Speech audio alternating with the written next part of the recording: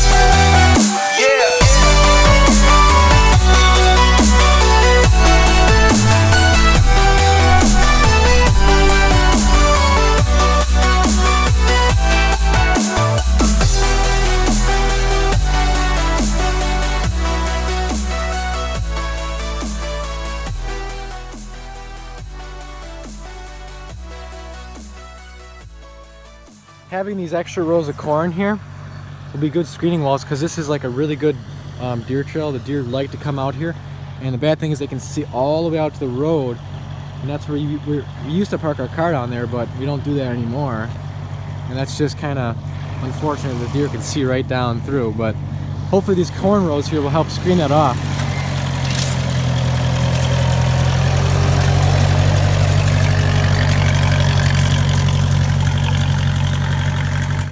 So we got like 2 rows here, 2 rows here, 2 rows over there, and then 2 diagonal rows over there. So just a few corn rows in here mixed with the beans. This seems like the perfect amount. So it's gonna be corn and beans mixed. Should do pretty nicely. And then right now, we're gonna plant this into corn too. This worked up area into solid corn.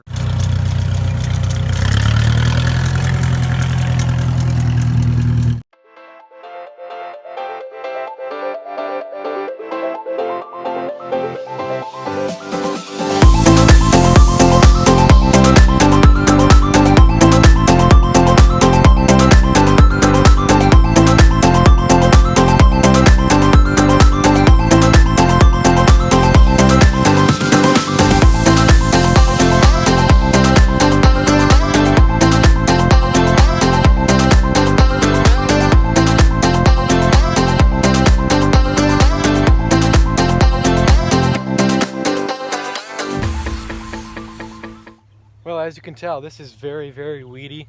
We're gonna have to spray this probably earlier on in the corn growing because, I mean, we never really sprayed here. We just disked this up a couple times, and we're gonna have to spray this for sure because look at this. It's gonna come back pretty quick. I'm gonna drag over this because we're running into the same problem as we did in one of our other areas, because this is pretty wet ground.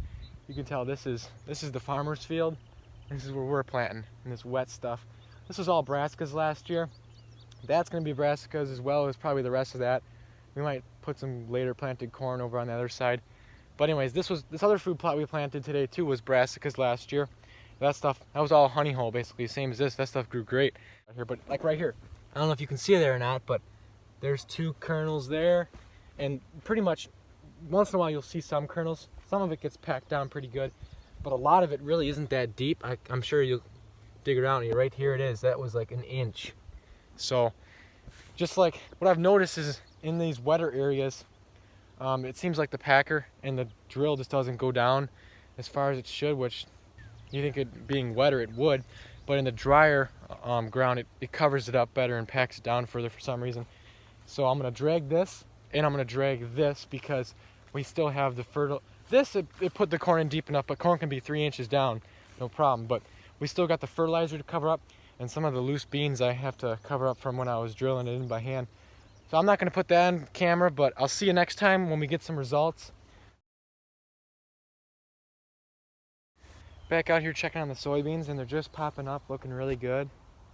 And I'm sure they're gonna get browsed on, so they're gonna get thinned out a little bit. That's just the way it always is. And this is the one where we drilled in a couple rows of corn right up here to kind of screen off so the deer can't see all the way out.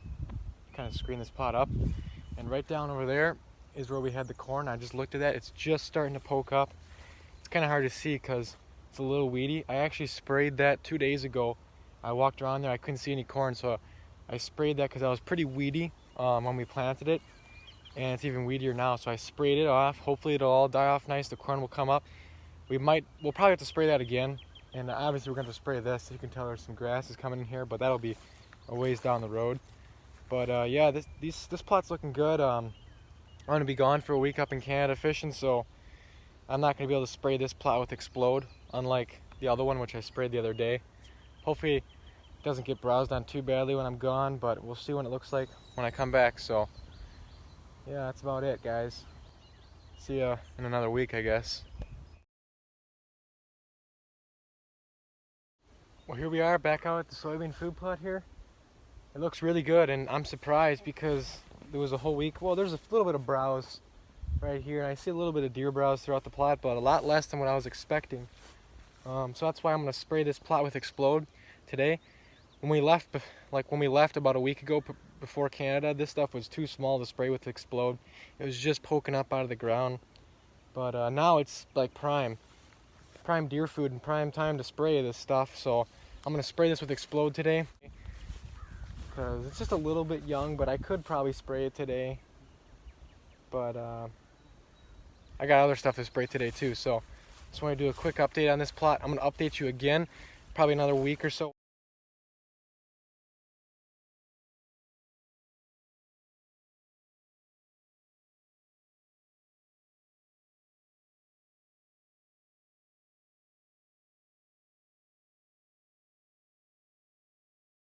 Well, here we are, made it back out to the soybean plot. I sprayed this a couple days ago and it's already looking amazing. All the weeds are gone. Before I sprayed it, it was pretty much, you know, all green like this grass. Now you can clearly see the defined rows of beans. And this is the soybean food plot where we put in a couple rows of corn. You can see 2 rows here, 2 rows here, and we got 2 more rows along the edge there. Those are mainly just as screening walls because especially up there, like I said earlier in this video, I think, the deer come out on a trail up there and back there and they can look all the way down through that opening and right out to the road. And sometimes we park down there, so that doesn't really work out the greatest.